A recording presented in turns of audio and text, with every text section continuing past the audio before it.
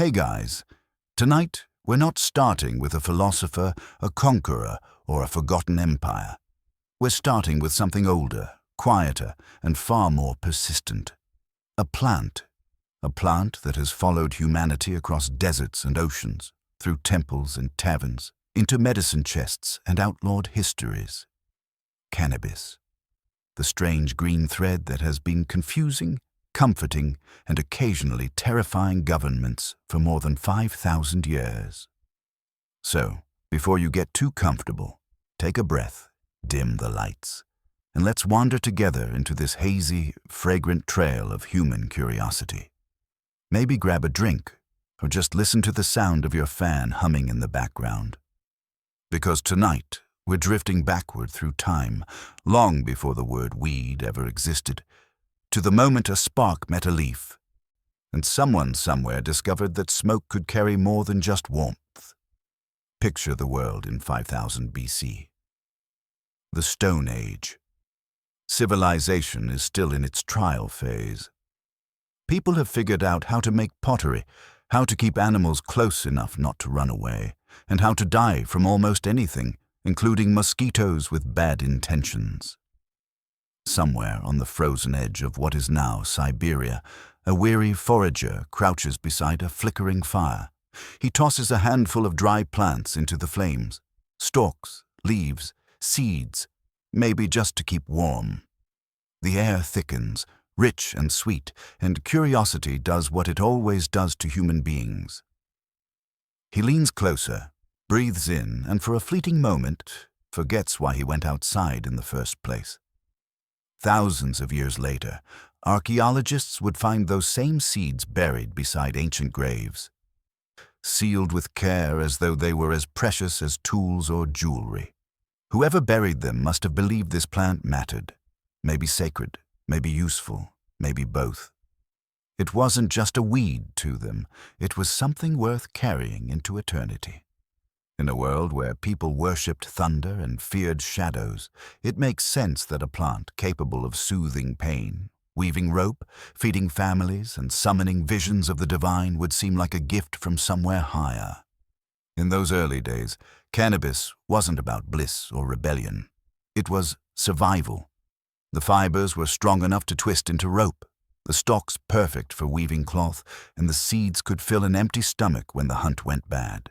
You could tie your shelter together with it, catch fish with it, spin clothes from it, or grind the seeds for food. It was nature's Swiss Army knife, growing wild in the wind. But sooner or later, someone, maybe by accident, maybe by ritual, realized that fire changed it.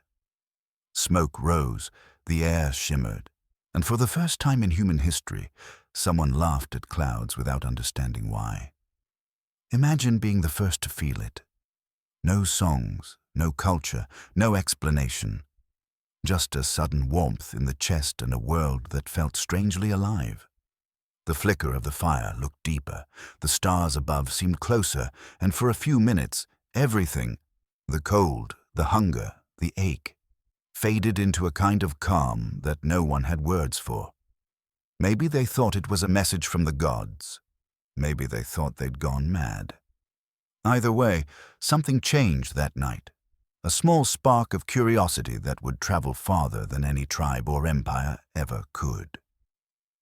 Cannabis found its first true home in human civilization long before it found controversy. It spread wherever people wandered. It thrived in the valleys of Central Asia, by the rivers of ancient China, and along the trade paths that would one day connect the known world. It followed us like a loyal shadow, because wherever humans built fires, this plant found a way to be near them. It offered food, shelter, and comfort, and in return, we gave it stories, rituals, and reverence. Fast forward a couple of thousand years to around 2700 BCE. China is blossoming. Paper, silk, ink, farming, bureaucracy, all in their early forms. And somewhere amid these great inventions stands a man named Shen Nung, remembered as the divine farmer. A title that sounds serene until you realize it mostly meant he spent his days tasting random plants to find out which ones wouldn't kill people. He was a living experiment, the world's first volunteer in the long, dangerous history of pharmacology. Legend says Shen Nung catalogued hundreds of herbs, roots, and leaves, tasting each one himself and recording its effects. His notes eventually became one of the earliest medical texts in history, a kind of herbal diary that reads like a mixture of wisdom and delirium. Among those entries is one for cannabis, listed as a plant that could relieve pain, soothe the body, and clear the mind. He described it as medicine for fever, rheumatism, and forgetfulness, which is wonderfully ironic, considering it probably caused a good deal of that last one. To Shen Nung, cannabis wasn't sin or indulgence, it was a tool of healing. The people of ancient China didn't roll it or smoke it in secret corners. They brewed it into teas and tonics, ground it into powders, mixed it with honey, and called it by names that sounded poetic and mysterious. Things like the elixir of wind in the bones. It eased pain, softened moods, and made poets a little too confident about their own genius. And while the world around them was still clawing its way out of the Stone Age, these early physicians had already placed cannabis among their most sacred medicines. By then, hemp, the tougher, non-intoxicating cousin of the same plant, had become a foundation of daily life. It was spun into rope, woven into clothes, and pulped into the first forms of paper.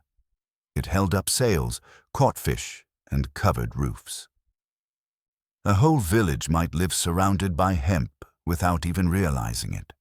The walls, the garments, the books, all touched by the same green thread. It was as if the plant had quietly woven itself into the fabric of civilization. And in a way, it had. For the Chinese, cannabis wasn't just another herb, it was balance. A symbol of harmony between strength and softness, between the practical and the mystical. Doctors believed it restored equilibrium between yin and yang, the twin forces that shaped life. Too much chaos, and the world fell out of tune. Cannabis, they said, helped the body remember its rhythm. A polite way of saying it helped people calm down. Whether they called it medicine, ritual, or philosophy, the result was the same. For a while, humanity had found a plant that made existence just a little more bearable. But as always, when people discover something that soothes them, the line between sacred and recreational begins to blur. The Chinese physicians who burned it in incense and called it divine were probably the same ones who stayed up late giggling at shadows. Every culture that claimed to use it purely for spiritual reasons eventually found out that laughter was also a kind of prayer. And so, while China was writing its first scrolls and building its first walls, another chapter of cannabis was already being written out on the open steppes, where a different people had discovered a far smokier, louder way to talk to the gods. Far to the west of China's orderly fields, the land rises into endless grass and sky, a boundless ocean of wind where the horizon feels like eternity. Here lived the Scythians, horse-riding nomads with faces tanned by the sun and eyes sharp as the falcons they hunted with. They lived their whole lives in motion, their homes built from leather and their wealth measured in horses. To outsiders, they seemed half wild, half mythical, a people who slept under the stars and spoke to the wind. And among their many strange customs, one stood out most to the curious Greeks who later wrote about them. The Scythians liked to burn something that made them howl with pleasure. Around the year 1000 BCE, when cities in the east were cataloguing herbs and measuring the stars, these riders of the plains were discovering another use for cannabis. Not in powders or potions, but in smoke. They built small tents from animal hides, sealed them tight, and inside they placed a bowl of red-hot stones. Onto the stones they scattered hemp seeds and leaves. Within moments, the air turned heavy, the tent filled with thick, sweet fumes, and the warriors inside began to shout, laugh, and chant. The Greek historian Herodotus would later describe it with a mixture of awe and disbelief. saying that the Scythians delighted in the vapor, shouting for joy. He probably didn't have the vocabulary to say what was really happening. They were getting high, loudly, gloriously, and with the confidence of people who thought the gods were listening. For them, this was no idle amusement. The smoke was sacred. It was the breath of the spirit world, a bridge between the living and the dead. When one of their warriors died, the Scythians would ride in solemn procession to his burial ground. There, after laying the body to rest with weapons and gold, they would build one of these smoky tents and enter together. Inside, the air would shimmer, the fire hiss, and grief would melt into vision. They believed the vapor carried their prayers upward, guiding the dead into the next world. It was communion and cleansing all at once, a funeral that ended in laughter and trance. Archaeologists have found the proof buried beneath the steppe, golden bowls and cups crusted with residue that modern analysis shows to be cannabis mixed with opium. Even in death, the Scythians kept their rituals close. The precious metal of their grave goods gleamed beside traces of the same plant that had filled their lungs in life. A symbol of courage, a souvenir of transcendence. The first golden bongs in history, glittering beneath the dirt for thousands of years. It's easy to imagine the scene. Night on the steppe, wind moaning across the grass. 20 men crouched in a circle, tattoos swirling across their skin, their eyes lit by firelight and smoke. The air so thick you could taste it, the drumming of hooves echoing faintly from somewhere far away. Then one man starts to sing, a slow, haunting rhythm that rises and falls like the wind itself. And soon the others join, their voices merging into one enormous sound that seems to shake the earth. To them, this isn't intoxication, it's revelation. The smoke isn't escaping the tent, it's carrying their spirits upward toward ancestors and gods who might be listening. The Scythians didn't have temples or scriptures. Their church was the open sky, their prayer the act of breathing in the sacred haze. To them, every gust of wind was a messenger, every spark a living spirit. The cannabis smoke became their incense, their sacrament, and their proof that the world could blur and still make sense. It was a reminder that even in hardship and war, there was a realm beyond pain, a brief, bright escape where the heart could rest. What began as ritual would ripple outward. Traders and travelers carried the seeds and the practice across the vast trade paths of Central Asia. Persian mystics learned of it and brought their own solemn chants to the smoke. Indian sages folded it into their worship, turning intoxication into enlightenment.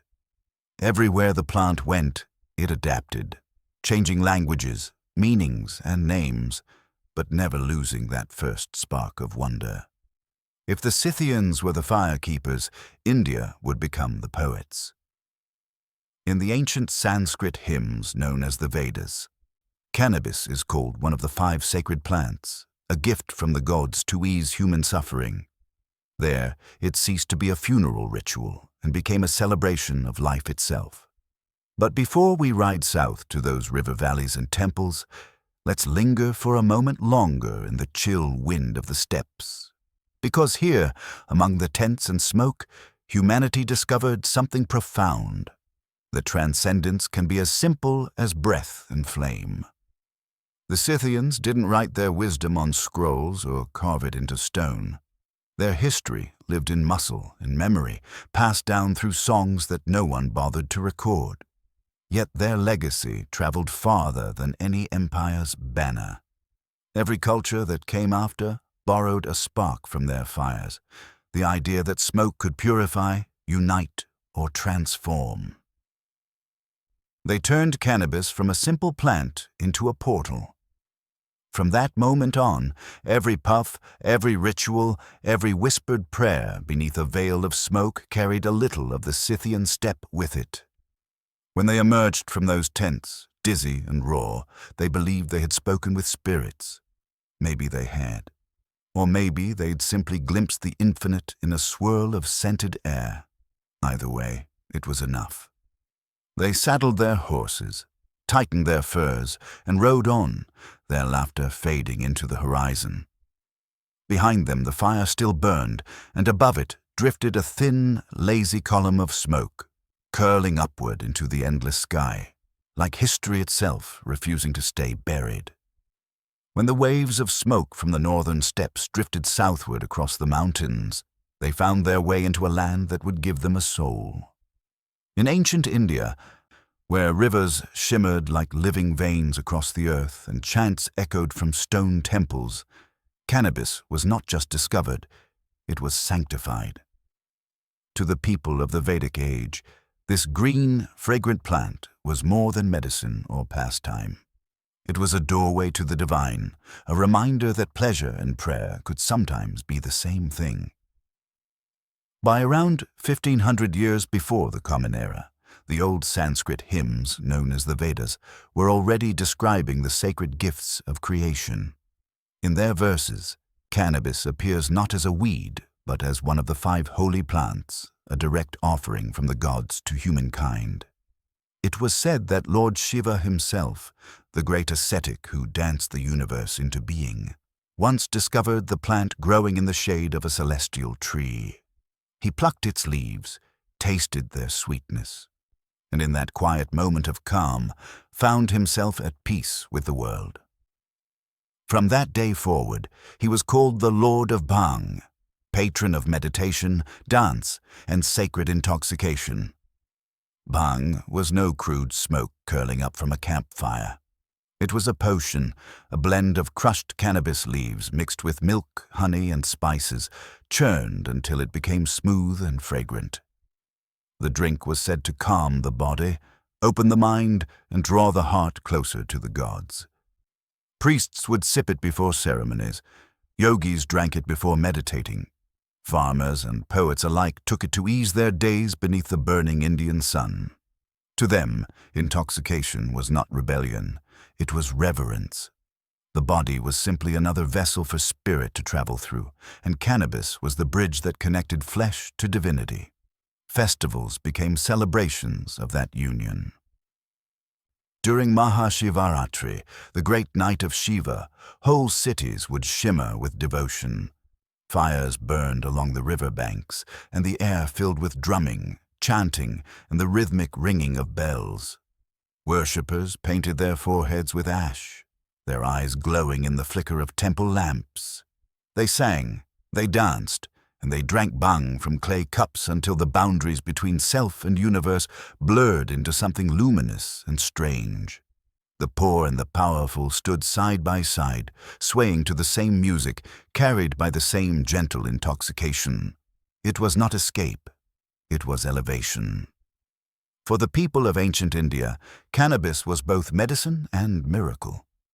In the villages, it soothed pain and eased fevers. In the monasteries, it silenced the chatter of the mind. In the poems, it became a metaphor for surrender, a way to dissolve the walls of ego and step, if only for a heartbeat, into the vastness of creation. They did not fear the haze that followed. They embraced it. It was the mist that separated the human from the divine, and walking through it was an act of faith. There was a quiet honesty in their use of the plant. Unlike the rigid rituals of empires to the west, India did not pretend that cannabis was purely medicinal or entirely spiritual. It was joy and devotion tangled together, a divine contradiction they were happy to accept. The gods themselves, after all, were known to be unpredictable, fierce one moment, playful the next. And so, the worshippers followed their example. They laughed, they sang, and they celebrated existence with a cup of bhang in hand. Enlightenment, they believed, did not always come through suffering. Sometimes it came through laughter, rhythm, and a good story told under the stars. Imagine it now. A temple courtyard bathed in moonlight, garlands of marigolds swaying in the wind. The smoke from oil lamps curls upward, mixing with the sweet scent of herbs. A group of holy men sits cross-legged in a circle, their chants rising and falling like waves. Each takes a sip of the thick green drink, and silence falls for a moment as the taste settles in. Then, slowly, one begins to smile. Another laughs. The chant resumes. Softer now, dreamlike. Somewhere beyond the walls, a drum beats steadily, like a second heart keeping time with the cosmos. In that moment, everything feels connected. The body, the breath, the stars, the gods. In India, cannabis did not just survive history. It became history. It entered the language, the rituals, the songs. It was a healer, a teacher, a trickster. It reminded people that holiness could exist in something as simple as a leaf, that divine truth might taste faintly of milk and spice. And as centuries passed, that faith spread, carried by pilgrims, traders, and mystics along the ancient routes that stitched the world together. While China wrote scrolls about balance and the Scythians filled their tents with fire, India turned the same plant into philosophy. They didn't just inhale it, they turned it into prayer. And from that union of smoke and song came a tradition that would last for thousands of years.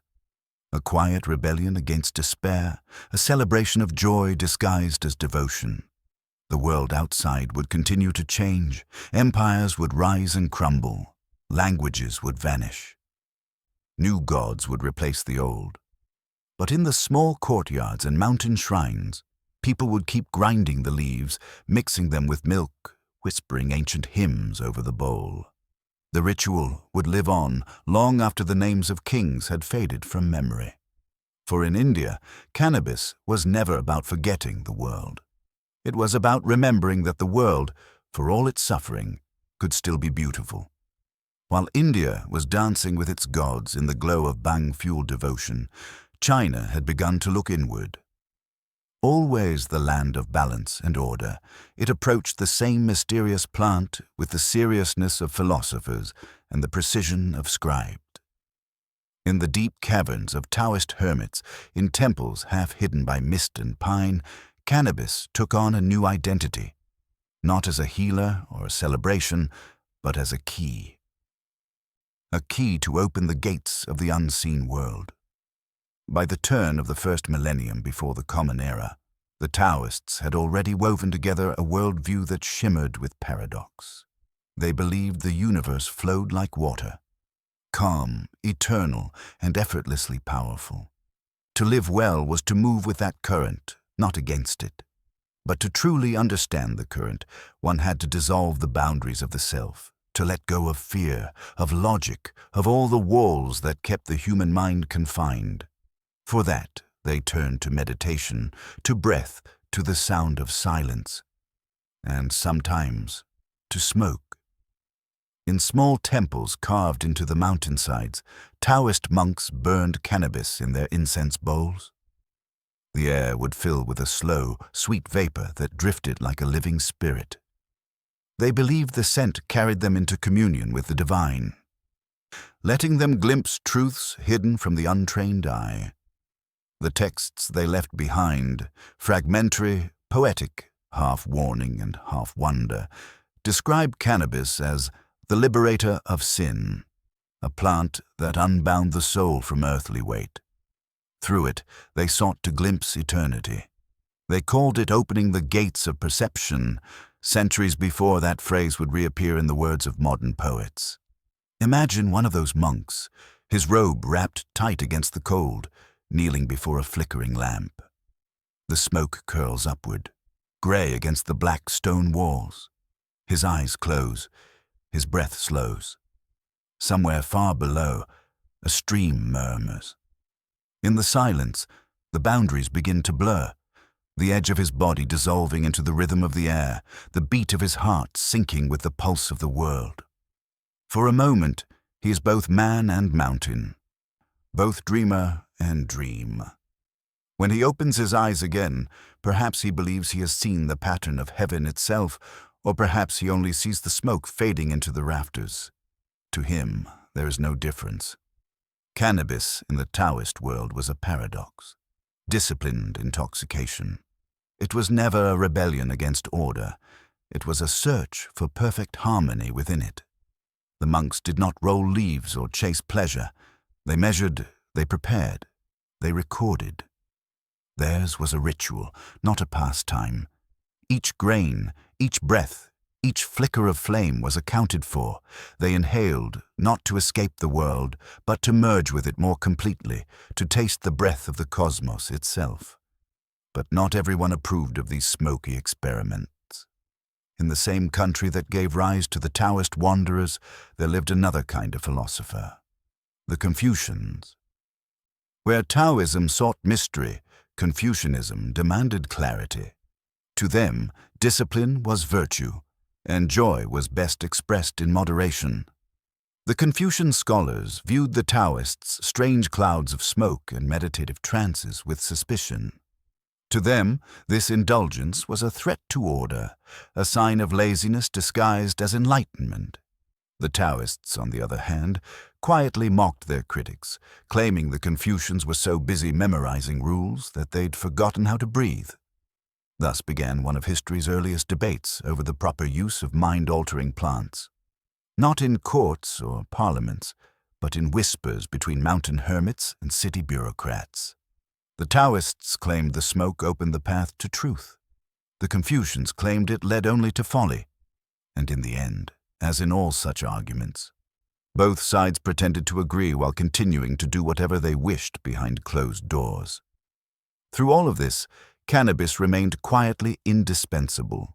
It was burned in temples, yes, but it was also spun in looms, pressed into oil, and carved into daily life. Hemp became the backbone of Chinese civilization, sturdy, reliable, and omnipresent. Farmers grew it in fields that rippled like emerald seas. Artisans wove it into rope, paper, and cloth. Scholars wrote their wisdom upon it. The very texture of human thought, the first recorded philosophies, laws, and poems, was inked on hemp paper. In that sense, cannabis was not only the substance of vision, but also the canvas of civilization. There is something poetic in that. While monks burned its flowers to touch the divine, scribes flattened its stalks to record the human. Two sides of the same leaf, the mystical and the mundane, woven together by the same plant. The Taoists saw it as a pathway to heaven. The farmers saw it as a livelihood. And so it endured, growing quietly in every field and thought, feeding both the stomach and the soul. For thousands of years, hemp and cannabis would remain faithful companions of the Chinese people. The plant became so integrated into daily life that it ceased to feel foreign or magical. It was as familiar as rice, as common as tea. Yet deep within the temples, behind walls of carved stone and clouds of incense, the old monks kept burning it, whispering their mantras to the drifting smoke. To them, it was not an herb, but a message, a reminder that enlightenment was always close, just beyond the veil of breath. In the end, this was the gift of China to the great story of cannabis. The transformation of curiosity into philosophy, of intoxication into order. They took something chaotic and made it sacred, wrapped it in ritual, and gave it purpose. The Taoists sought immortality. The Confucians sought discipline. The farmers sought harvest, and the plant gave all of them something: strength for the rope, calm for the spirit, ink for the word, smoke for the dream. If the Scythians had taught humanity to celebrate the mystery, and India had taught it to sanctify it, then China taught us to study it, to shape it into something enduring, and though empires would crumble, dynasties would fall, and beliefs would change, that quiet balance between smoke and scroll, between ecstasy and discipline, would survive. For in the heart of ancient China, the plant had found its truest reflection, a world that sought harmony in all things, even in the haze of a burning leaf. By the time the roads of silk and dust began to snake their way across Asia, the little green wanderer had already become a citizen of the world. The same plant that had bloomed in China's valleys and India's temples now found itself traveling west, carried in the saddlebags of merchants and the stories of mystics. Across mountains and deserts it went, quiet and patient, never demanding attention, but always leaving traces of itself. In smoke, in oil, in whispered prayer. When it reached Persia, it found a people who saw no boundary between thought and faith, a culture where even intoxication had to mean something. In the old Persian world, surrounded by fire altars and endless skies, cannabis became both a medicine and a metaphor. The Assyrians, whose empire brushed against Persia's earliest borders, already knew it well. They called it kunubu, a word that would echo through centuries, reshaping itself until it became the modern cannabis. They burned it not for amusement, but to invite divine clarity. Their priests believed the rising smoke carried prayers upward, transforming human longing into something the gods could recognize. They filled their temples with fragrant vapors, waiting for wisdom to descend through the haze. When the Persians adopted it, they turned that ritual into philosophy. The Zoroastrian mystics, those who saw the universe as a struggle between light and shadow, treated the plant as a tool for illumination. In their ceremonies, they would kindle sacred fires, offer incense, and inhale the perfumed air that swirled around them. They believed that in those moments the mind was freed from doubt and could see truth more clearly. Some described the experience as meeting the spirit of good thought. Others simply said it made the world feel vast and merciful. For them, it was not intoxication, it was alignment, the mind catching up to the soul. But like all things that free the mind, it soon became controversial. To rulers, cannabis was harmless until it began to liberate people from fear. An emperor could control his subjects through ritual and obedience, but not through private enlightenment. If every peasant could feel divine grace without the temple's permission, the system began to tremble. And so, even as Persian scholars praised the herb for its power to quiet pain and anxiety, their kings and priests began to frown upon it. They labeled it suspicious, too pleasurable, too liberating, too difficult to tax. Respectable in secret, forbidden in public, the oldest paradox of human authority. Still, the plant refused to disappear. It simply changed its disguise. By the time it reached the philosophers' circles of Persia, cannabis had turned into a quiet companion of the mind.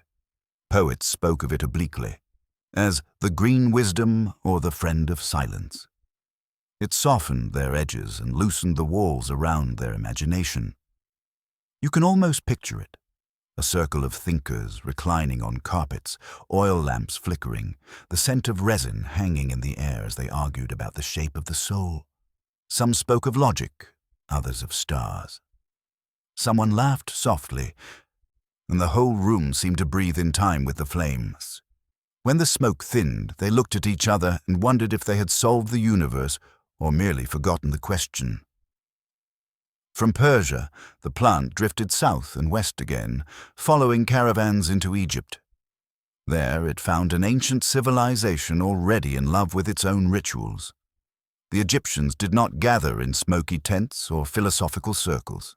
Their relationship with cannabis was practical, reverent, and laced with perfume. To them, it was a medicine of the body, not the soul, a gift from the gods to soothe mortal suffering.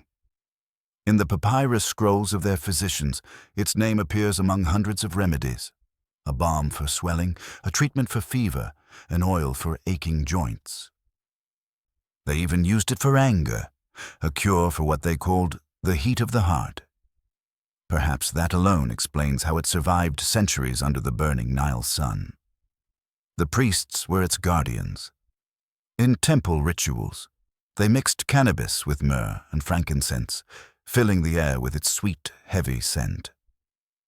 The smoke rose around the statues of the gods as offerings were made, its aroma meant to please the divine. The same scent drifted over the sickbeds of patients, through the corridors of palaces, and even into tombs.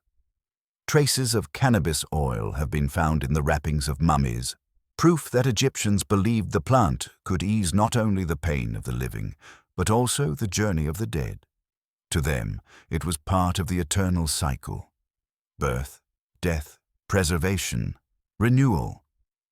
The same leaf that soothed a mother in childbirth might later be used to anoint her after death. Among the common people, too, it found its place.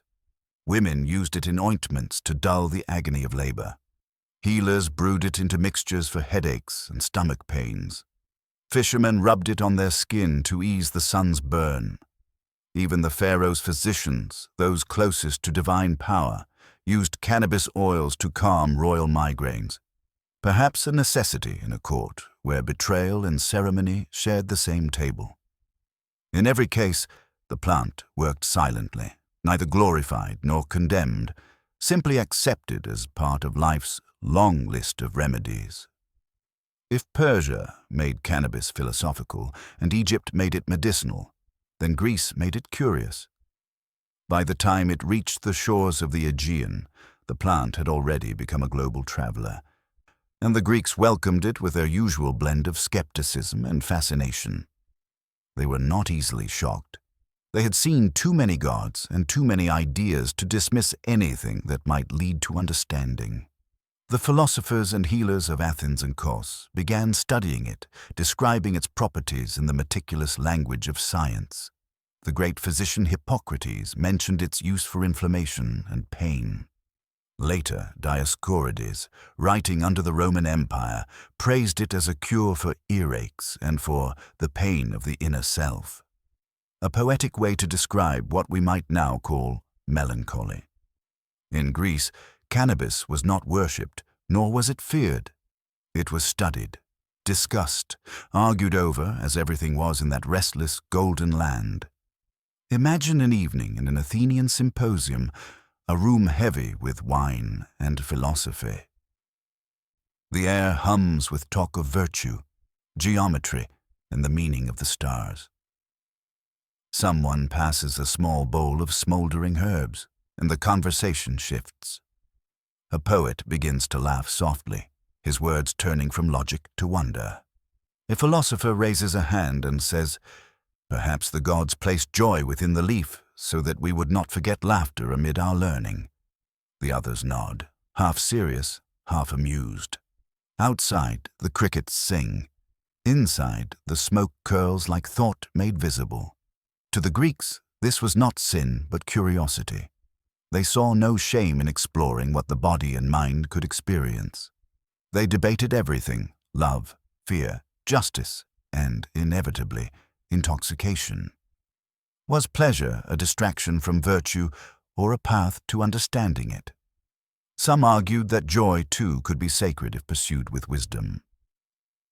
Others claimed that the pursuit of joy was what separated mortals from the gods. Either way, the conversation continued for centuries, and cannabis stayed quietly in the background. A humble herb in a world obsessed with meaning. And so the plant continued its westward journey, slipping from one culture to another, like a traveler changing names at every border. It had been a healer, a prophet, a philosopher's companion, and a peasant's comfort.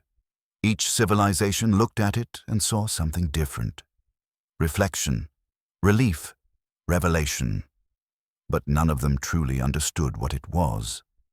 They all thought they were using the plant, but perhaps the plant was using them, spreading itself across continents, adapting, surviving, thriving wherever curiosity outlived fear.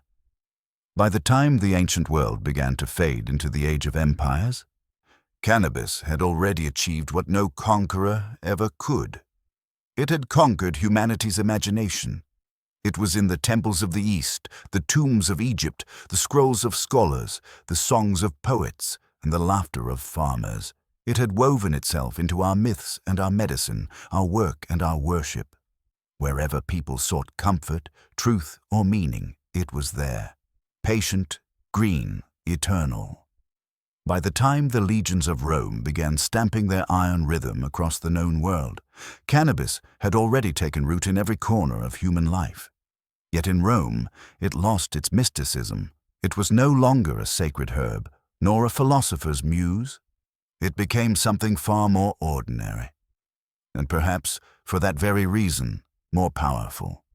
In Rome, cannabis became work. Hemp became empire. The Romans were practical to their core. They worshipped order, utility, and endurance. To them, a thing's holiness lay in how well it served its purpose. Theirs was not a civilization built on visions and incense. It was built on stone, sweat, and rope. And rope, strong, flexible, weatherproof, came from hemp. The great ships that carried Roman grain, soldiers, and ambition across the Mediterranean all depended on it. The ropes that lashed their sails and the cords that held their anchors were spun from hemp fiber, tough enough to outlast salt and storm. Every Roman conquest, every trading voyage, every message that crossed the sea owed something to those green fields swaying in the summer wind. It was a quiet kind of power, the kind no one ever sang about. No poet carved odes to hemp rope, but without it, the empire's might would have collapsed into the sea. In the harbors of Ostia and Alexandria, the air smelled of tar and hemp, the scent of empire itself. The same fiber wove into soldiers' tunics, wrapped their sandals, and bound their tents. Hemp held the world together, strand by strand, unseen but essential. And yet, the Romans did not entirely forget the plant's softer side. Their physicians, inheritors of Greek curiosity, continued to study its other gifts. The Roman naturalist Pliny the Elder described cannabis as a useful medicine, noting its ability to soothe inflammation and earaches, to ease the pain of joints and muscles. He mentioned it as casually as olive oil or vinegar, a household remedy rather than a mystery. The scholar Galen, centuries later, noted that its seeds were sometimes served at banquets, roasted and salted as a delicacy that, in his words, induces warmth and cheer. He wrote of it without judgment, as if joy itself were a legitimate medicine. In the villas of the wealthy, the plant might appear in the kitchen or the apothecary's chest. In oil form, perhaps, or ground into poultices. Among the poor, it was spun into cloth or braided into fishing nets. It was everywhere and nowhere, a worker that never demanded recognition. If a Roman had been asked what cannabis was, he might have shrugged and pointed to the ropes above his head or the sails pulling him home. To him, it was just another part of the empire. Reliable, useful, invisible. But the Roman world was not kind to things that blurred lines between order and ecstasy. The empire ran on control, and control required clarity. A soldier was expected to march, not meditate. A citizen was expected to build, not dream. The old mystical uses of the plant, the Scythian tents, the Taoist incense, the Indian bhang, had no place under the gaze of Roman law. The priests of Jupiter had their wine, the soldiers their rations, the slaves their silence. Cannabis belonged to the fields, not the temples. Still, it lingered in the corners of Roman life, quietly resisting the empire's desire to categorize everything. On the frontiers, in the far northern provinces where Roman roads turned to dirt and wind, soldiers stationed in cold outposts found comfort in the same smoke that had warmed their ancestors on the steppes. Traders brought seeds from the east, and the old rituals flickered back to life among the campfires. Some say the Roman soldiers stationed near the Danube learned from local tribes how to burn the leaves to forget the cold, and in their laughter, the old gods of smoke returned, nameless now, but still present. The Romans never outlawed the plant, but they never celebrated it either. It simply existed, serving quietly until the empire began to crumble under its own weight. When the marble cracked and the legions fell silent, hemp remained, growing wild in the ruins, waiting for the next age to notice it again. And that age would come. When Rome collapsed and Europe fell into the long twilight of the Middle Ages, the plant endured. Fields were abandoned, cities burned, and libraries turned to ash. But the seeds survived, tucked away in the pouches of farmers, in forgotten corners of barns, carried accidentally by the very people who fled the empire's collapse. Out of chaos, it began again. Hemp was too useful to die. In a world suddenly stripped of empire's machinery, rope, cloth, and oil were once more matters of survival. The monks of the early medieval world would become its next custodians. While the old gods faded and Christianity rose in their place, the monasteries became islands of knowledge and agriculture. Monks copied scripture on hemp paper, binding divine words to the same fibers that had once carried the sails of Roman ships. They grew it in their gardens for rope, for lamp oil, for medicine. The plant adapted easily to the rhythm of cloistered life. Quiet, dependable, obedient. The priests did not call it sacred, but they tended it with reverence all the same. In their silence, the plant found peace. And yet, something in it remained untamed, a whisper of its wild past. The same monks who used hemp to record holy scripture also used it in their balms and brews, often without realizing that its ancient spirit of calm still lingered. In their fields, under the slow toll of bells, cannabis continued to thrive, humble but immortal. The empire had fallen, but the plant had already learned the oldest secret of survival, to serve openly and dream in secret. By the dawn of the medieval world, the stage was set for its rebirth, a new chapter that would begin not in temples or palaces, but in ships again, in parchment, and in quiet moments of curiosity that no law could extinguish. For wherever civilization went, the green wanderer followed, carrying with it the faint scent of smoke and memory, waiting patiently for humanity to remember what it once knew, that the simplest things are often the most enduring. When the ancient world collapsed into the long shadow of the Middle Ages, the light that survived flickered in strange places. Empires vanished, but monasteries remained. Armies disbanded, but sailors still needed rope. The languages of gods and philosophers went silent, but the quiet endurance of plants carried on. Among the fields of barley and flax, hemp once again stretched toward the sky, green, sturdy, unbothered by the fall of Rome or the rise of Christ. It had no loyalty, no creed. It served whoever needed it. In the villages of medieval Europe, hemp became as ordinary as bread. Every home spun it, every ship relied on it, every monastery stored its seeds. In the great abbeys of France and the valleys of Germany, monks bent over parchment made from its fibers, copying the words that would shape 1,000 years of faith. They dipped their quills in ink, unaware that the very pages they wrote upon had once been worshipped by Taoists and burned by Scythians. The plant had slipped into the service of God, quiet, dutiful, disguised as paper. In the far north, hemp fields rolled like green seas beneath gray skies. Farmers grew it because they had to. Rope, cloth, and oil, the trinity of survival. Ships that carried kings, crusaders, and pilgrims alike depended on hemp. The Crusades themselves, those long and bloody journeys toward Jerusalem, were made possible by sails woven from the same plant that ancient India had called divine. Tens of thousands of men set out to reclaim the Holy Land, their ships driven by wind and hemp. A quiet irony the heavens must have smiled at. But beyond the walls of Christendom, in the lands of Islam, the plant was undergoing a transformation of its own, not as a tool but as a revelation. In the deserts and gardens of Persia, Arabia, and North Africa, where mathematics, poetry, and astronomy flourished under the crescent moon, cannabis flowered again, both literally and spiritually. It was here that the herb began to reclaim its voice as a bridge between the human and the divine. Among the wandering Sufis, the mystics of Islam, cannabis found sanctuary. The Sufis sought direct communion with God, not through scripture or law, but through ecstasy, the kind that dissolves the self and leaves only love. They spun in circles until the world blurred, sang hymns until words became sound, and sometimes, when the spirit required help, they turned to the green companion.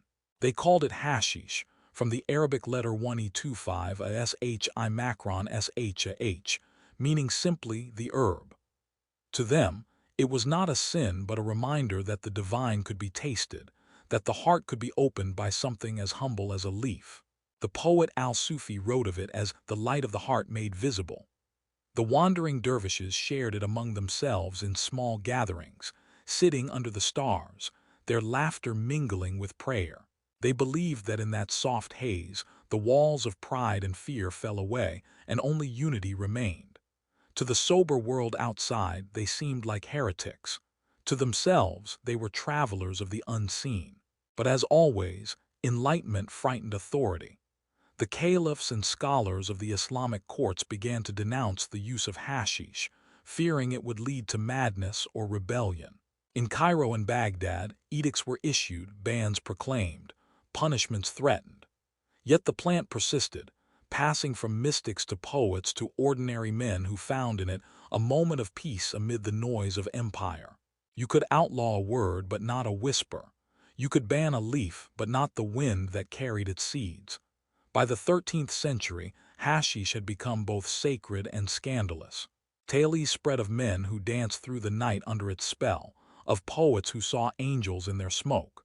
Some historians would later invent stories of secret sects, the assassins, who, it was said, used hashish to enter trances before carrying out their deadly missions.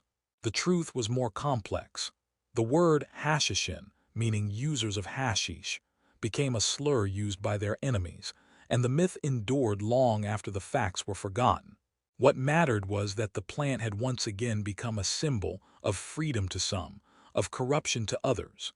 Meanwhile, in Europe, the story was quieter but just as profound. As the centuries turned and the Renaissance dawned, hemp became the engine of exploration. It lined the sails of every ship that dared to chase the horizon. When Christopher Columbus crossed the Atlantic in 1492, his ships, the Nina, the Pinta, and the Santa Maria, were strung and stitched together with hemp. The rigging, the sails, the ropes, even the caulking between the planks, all of it came from the same plant that once filled Scythian tents with laughter and Indian temples with prayer. Without hemp, there would have been no age of discovery. It was a strange sort of poetry. The plant that had taught humanity to dream was now helping it conquer. The same leaf that had soothed monks and mystics now carried cannons and colonists. Hemp had become the muscle of civilization, silent, strong, indispensable. It bound the sails that carried explorers to new worlds and bound their logs when they wrote of what they found. When Gutenberg invented his printing press, the first Bibles were printed on hemp paper, the word of God inked on the body of a plant once banned for heresy. The irony was divine. Through it all, the softer, smokier side of the plant slept quietly in the east, in the bazaars of Cairo, the gardens of Damascus, and the coffeehouses of Constantinople. Travelers and traders brought the knowledge of hashish westward in murmurs and samples, hidden among spices and silks. It was there, in the tangled crossroads between east and west, that the two halves of the plant, hemp the worker and cannabis the dreamer, would meet again. By the dawn of the Renaissance, the world stood on the edge of discovery. Science was awakening, art was reborn, and humanity was learning to look at itself with new eyes. The ships that would carry Da Vinci's sketches, Newton's notes, and Galileo's fears were all bound by hemp. And somewhere in the smoky back rooms of the Mediterranean ports, sailors and scholars alike were rediscovering what the ancients had known, that there are other ways to see the world besides the eyes. The plant had waited patiently for its moment.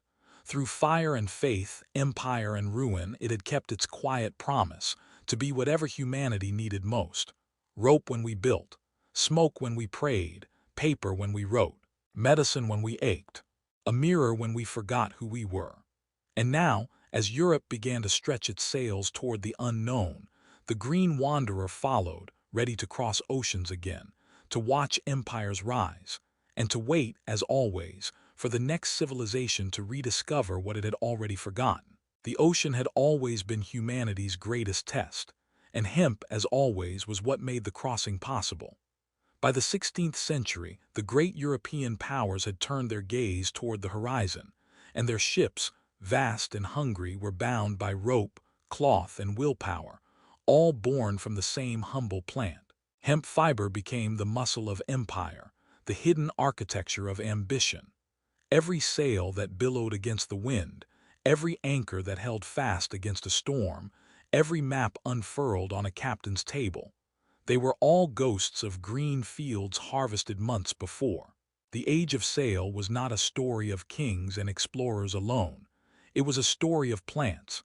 The timber of forests, the tar of pines, and the fiber of hemp formed the trinity of conquest. Spain, Portugal, England, and Holland each fought not only for gold, but for fields strong enough to grow the ropes that would hold their destiny together. Wars were waged not just for land, but for hemp itself. Without it, sails would rip, ships would drift, empires would crumble before they even left the harbor. To rule the seas, you had to rule the plant. Hemp cultivation became a matter of national security. In England, Queen Elizabeth I ordered farmers to grow it under penalty of fine. Her successor, King Henry VIII, made it law.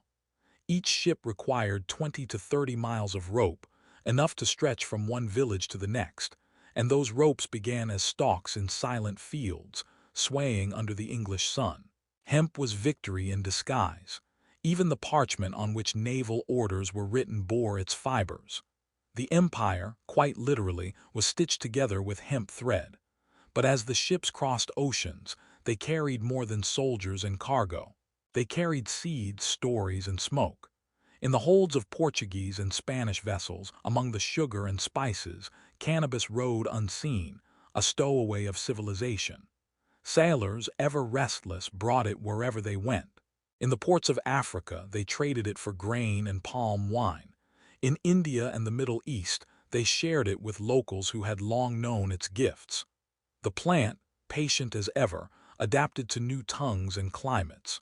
It grew in red soil and black, under suns both merciless and kind. It became part of the earth again. Africa embraced it like an old friend.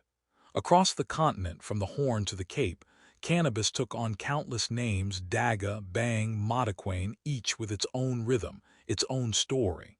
In some places, it was a medicine; in others, a tool for communion with the ancestors. Healers smoked it to enter trance and speak to the spirits. Farmers shared it after harvest as an offering of peace. In many tribes, it became a bond between generations, the smoke that connected the living to the dead. It was a teacher without a temple, a sacrament without scripture. In North Africa, meanwhile, the plant found a home in the winding alleys of Marrakesh and Cairo, where hashish became a symbol of both rebellion and poetry. While Europe clung to its order and restraint, the Arab world still allowed room for dreamers. Sufi mystics, beggars, and scholars met in hidden gardens and candle-lit courtyards, their laughter and verses rising with the smoke. They called hashish the herb of reflection, believing that in its calm they could glimpse divine mercy. In Cairo's smoky dens, poets recited verses about love and impermanence. Travelers from the east and west met and exchanged both words and smoke. To many rulers, it was a nuisance. To the people, it was a solace. It was through these same ports that cannabis began its final voyage, across the Atlantic, into the New World.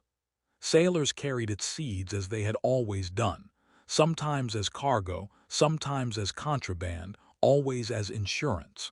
Colonies needed rope, sails, and cloth, and so hemp was among the first crops sown in the soil of the Americas. In the early 17th century, when English settlers arrived in Virginia, one of their first laws required every farmer to grow hemp for export. It was the empire's silent companion once again, essential, invisible, unstoppable. But the plant brought more than fiber. African slaves, dragged across the ocean in chains, carried with them their songs, their memories, and their seeds. Among those seeds were cannabis, tucked away in small pouches or hidden in hair. On plantations, they cultivated it in secret, using it as medicine for wounds, for sorrow, for sleep. It became their brief escape from bondage, a whisper of freedom in a world that had stolen their names. In their hands, the plant reclaimed its oldest role as comfort to the suffering, as a spark of humanity where none was allowed. In South America, it mingled with native herbs and traditions, taking root in Brazil's fertile valleys and Caribbean coasts. In the hills of Jamaica, it met a people who would, centuries later, turn it into both a religion and a revolution. But that chapter was still far away. For now, the plant remained quiet, biding its time as always. The age of sale had scattered it across the globe, from the fields of China to the shores of the Americas. It was now truly a citizen of the world. In Europe, hemp continued its reign as the empire's workhorse. The Dutch used it to weave the sails of their East India ships. The French used it to outfit Napoleon's navy. The British filled their colonies with it, from Canada to India. Even the paper on which the American Declaration of Independence was drafted in 1776 was made from hemp. The irony was exquisite. A declaration of freedom written on the fibers of a plant that had been enslaved to empire for centuries. Yet in the same century that hemp reached its peak of power, the winds of change began to stir. The Industrial Revolution was approaching, and with it came new machines, new fabrics, new obsessions. Cotton, soft, white, and deceptively pure, began to replace hemp. Steamships made rope less vital, factories made cloth cheaper. Slowly, the old green fields of hemp began to fade from Europe's horizon. And as hemp lost its crown, its forgotten twin, the psychoactive cannabis, began to rise again, creeping back into human consciousness like a ghost returning to an old home. By the dawn of the 19th century, the plants too have stood on opposite sides of history. Hemp, the laborer, began to wither under the weight of progress. Cannabis, the dreamer, began to awaken in smoke-filled salons, in medicine bottles, in the restless imaginations of poets and doctors who wanted to see the world differently. The age of conquest had ended. The age of curiosity was beginning. And in that new world, the old wanderer was about to find its voice again. For millennia, it had served, without question, without rest. Now, as science and empire gave birth to modernity, the plant was ready to ask its own question back. What does it mean to be free?